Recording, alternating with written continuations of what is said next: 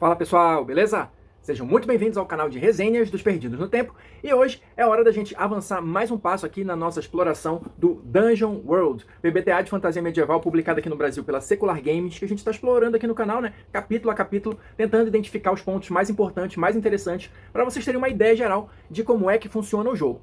Quem está chegando agora, não tem problema, não entre em pânico, tem a nossa playlist aqui exclusiva com todos os vídeos que a gente já fez e ainda vai fazer a respeito do Dungeon World, para ninguém se perder e depois poder seguir viagem junto com a gente tranquilamente. Então olha só, pessoal, quem está ligado no movimento, quem já está inscrito aqui no canal, está acompanhando a série, sabe que a gente está dando uma passada geral por todas as classes presentes aqui no livro do Dungeon World. São 9 classes, estamos próximos do final já, e agora chegou a vez da gente explorar, olha, a classe dos Paladinos. Então é isso que nós vamos ver a partir de agora. Para a gente começar aqui o nosso papo, essa primeira página do capítulo das classes, de qualquer capítulo de classes que a gente viu aqui, sempre vai ter esse texto aqui, que é meio como se fosse uma apresentação, né? Uma visão geral da classe que está sendo abordada aqui, né? No caso, os paladinos, qual é o papel deles nesse cenário, alguma coisa nesse sentido, para dar uma ideia do que seria um paladino, se você ainda não está acostumado com jogos de fantasia medieval, beleza? Então, a gente tem sempre aqui esse parágrafo de abertura, temos também as já clássicas sugestões de nomes para o seu personagem, sugestões de aparência, né? Para você começar a visualizar o personagem que você está montando e os outros integrantes do seu grupo também poderem fazer isso, né? Então essas características aqui, essas sugestões que ele dá, já vão te ajudando a descrever esse personagem com alguns detalhes interessantes, né? Para que ele comece a tomar forma.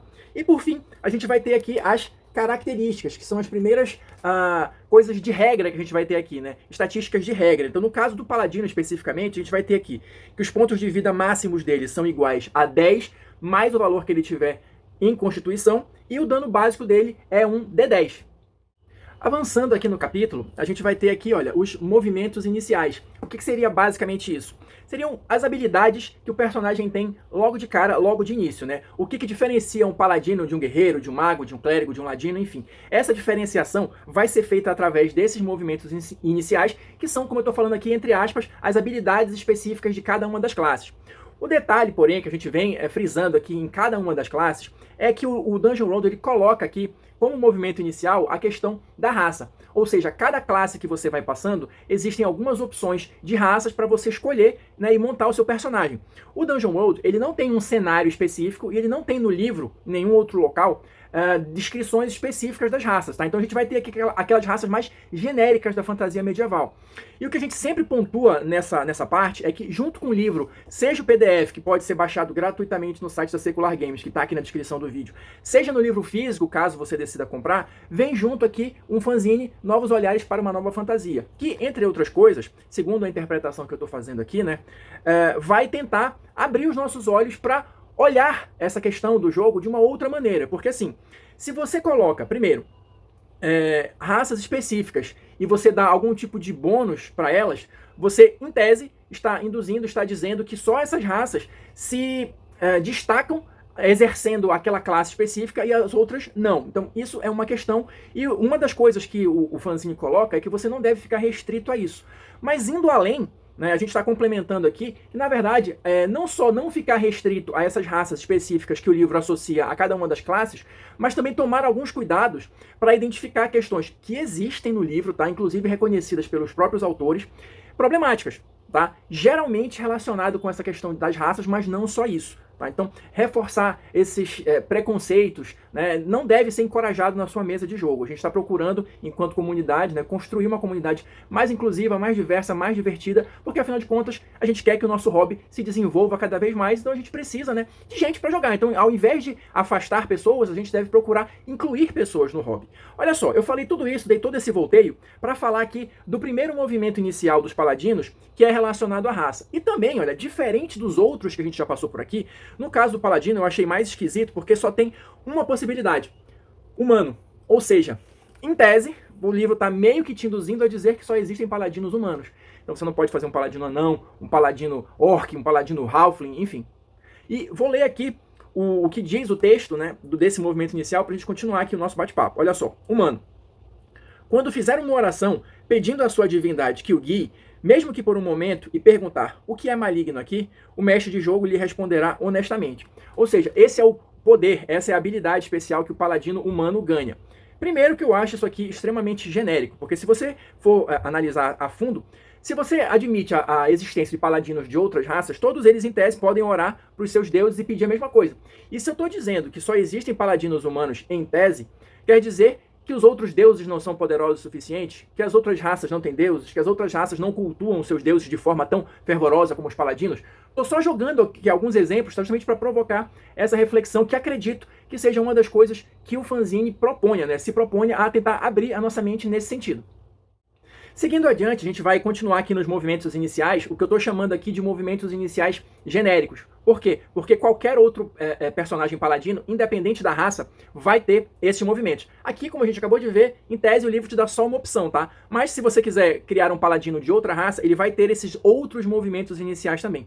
Aqui a gente vai ter coisas bem básicas, bem clássicas relacionadas aos paladinos, como por exemplo, impor as mãos, né? Você pode fazer aquela imposição das mãos e curar, né, alguns pontos de vida de algum aliado, alguma coisa assim. Tem uma que eu achei bem interessante aqui, que é essa aqui, olha, busca. Como é que funciona isso aqui? Vou ler o trechinho para vocês. Quando você se dedicar a uma missão através da oração e da purificação espiritual, diga o que pretende fazer. Ou seja, da maneira como eu estou entendendo isso aqui, é meio como se o paladino, como se o personagem se impusesse uma quest, uma missão, né? Então você vai ali fazer a sua purificação espiritual, a sua oração e tudo mais, e aí você tem uma lista de possibilidades para escolher, né? Ou provavelmente criar alguma, se você quiser também, né? Para definir o que seria essa sua quest. Então olha só, os exemplos que o livro dá aqui. Destruir, aí deixa em branco aqui, né? Um terrível mal que se abate sobre a terra, ou seja, um inimigo específico, né?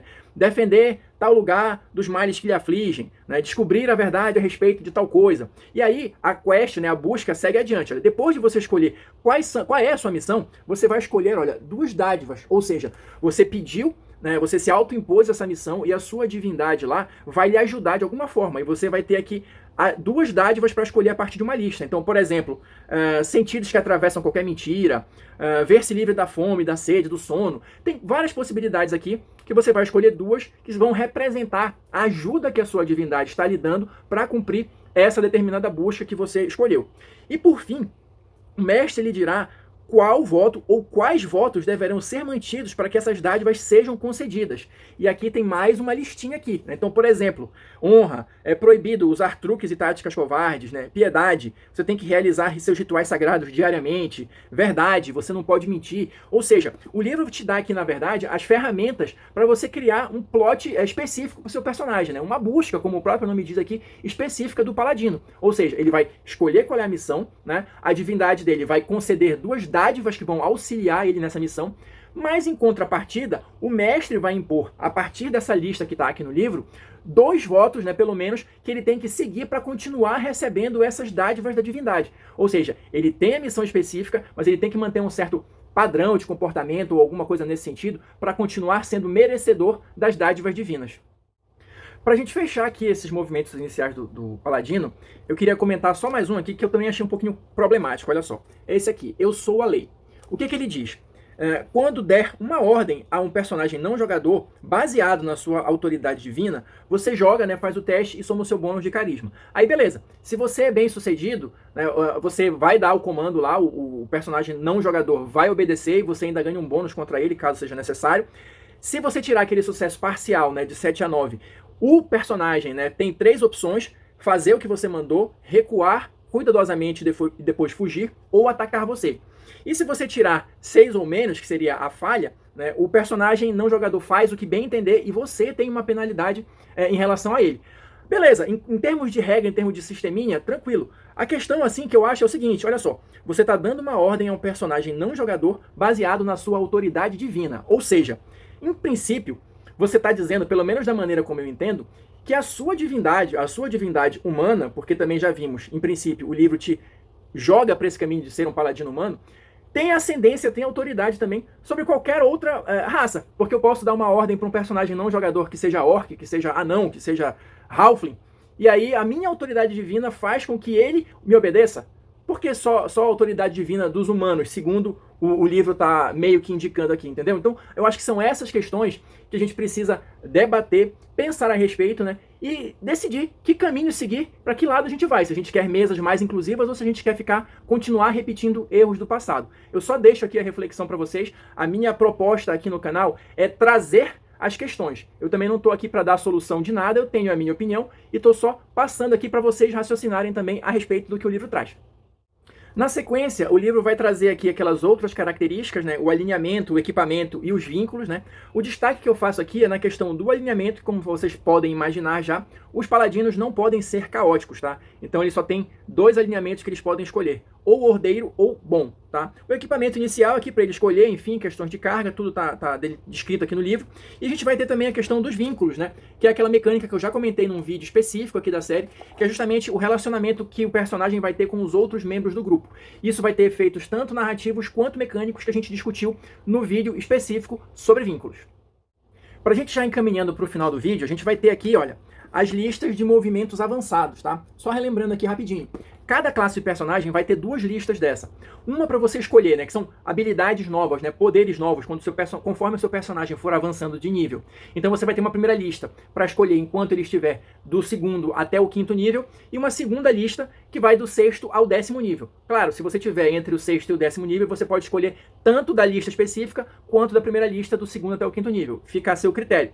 E aqui também, esses movimentos avançados, eles vão trazer muitas coisas que a gente geralmente já associa aos paladinos e que podem melhorar as habilidades básicas dele. Então, por exemplo, algumas coisas de combate, aumentar o poder de cura dele, tudo isso está previsto aqui dentre os movimentos. Eu vou selecionar só alguns que eu acho mais diferentes, mais interessantes para a gente comentar aqui. A primeira delas que eu achei interessante aqui, o primeiro, né, movimento que eu achei interessante aqui é o favor divino. Como é que vai funcionar? O paladino, ele não tem magias, tá? Aqui no Dungeon World. Ele vai ter aquela imposição de mãos, de cura e tal, mas ele não tem magias. Mas se você escolhe esse movimento avançado, como é que ele funciona? Na verdade, ele vai te dar acesso às magias de clérigo, tá? Como ele coloca aqui, olha, você recebe os movimentos de clérigo, comungar e conjurar feitiços. Mas aí como é que vai funcionar? É mais ou menos aqui em tese, como se ele fosse um dual class, mas no seguinte sentido. Você pode, claro, pegar esse movimento a partir do 2º nível, e se você faz isso, você é considerado como se fosse um clérigo de 1º nível para esse efeito de conjurar feitiços. E aí, a cada vez que você ganha um novo nível, você sobe um nível de clérigo também. Então, por exemplo, quando o seu personagem avançar para o 2º nível, ele vai ser, para o 3º nível, na verdade, né, porque ele já tem que estar no 2º para pegar esse movimento, quando ele avançar para o 3º, ele vai ser considerado um clérigo de 2º nível para efeito de lançar feitiços, né, de conjurar feitiços. Outro movimento avançado que eu achei bem interessante é esse aqui, Exterminatus. Como é que funciona isso aqui na prática? É meio que como se fosse aquela situação de você ter um grande inimigo ali naquela batalha, um inimigo jurado, alguma coisa assim, o grande vilão, o comandante daquele exército, sei lá. Aí você coloque na narrativa da maneira como você achar mais interessante. Mas o que esse movimento faz na prática? Olha só. Quando pronunciar em voz alta sua promessa de derrotar um inimigo, você causará mais 2d4 de dano contra ele e menos 4 de dano contra qualquer outro inimigo que estiver envolvido ali no combate, tá? E esse efeito persiste até que o inimigo declarado seja derrotado. Ou seja, aquele famoso chamar para o combate 1 a 1, aquele negócio assim, quem gosta de fazer essas cenas épicas, acho que pode funcionar bem nesse sentido. Qual é o detalhe? Se por algum acaso você não conseguir derrotar esse inimigo nesta batalha, se ele fugir, se o combate terminar de alguma outra forma que não seja com a derrota desse inimigo, e só lembrando aqui, derrota não significa necessariamente morte, tá? Esse efeito vai continuar valendo. Ou seja, você só vai ter esse mais 2d4 contra aquele inimigo específico e contra qualquer outro inimigo que você atacar, você vai continuar tendo essa penalidade de menos 4 no dano até que você resolva essa parada. Então é isso, pessoal. Vou ficando por aqui. Espero que vocês estejam curtindo aqui a nossa exploração do Dungeon World. Quem quiser seguir viagem com a gente, já se inscreve aí no canal, ativa o sininho. No próximo vídeo a gente vai ver a última das classes aqui, né, que ficou faltando a gente explorar, que é justamente o Ranger. Então se liga aí se você não quiser perder. Quem assistiu até agora, muito obrigado. Deixa aí seu like, seus comentários pra gente continuar trocando ideias respeitosamente, né? Enfim, trocando impressões, trocando sugestões de como conduzir os nossos jogos, tá? Então aguardo o feedback de vocês e a gente se encontra na próxima resenha.